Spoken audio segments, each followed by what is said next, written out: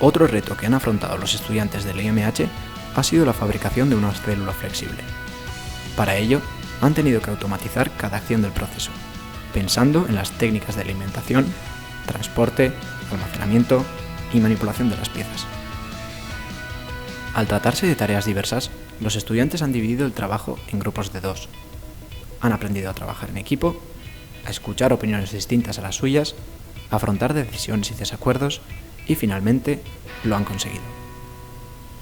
El trabajo en equipo dota a nuestros estudiantes de la autonomía necesaria para afrontar tareas reales. Han ganado confianza en sí mismos a la hora de realizar la formación dual o las prácticas en empresa.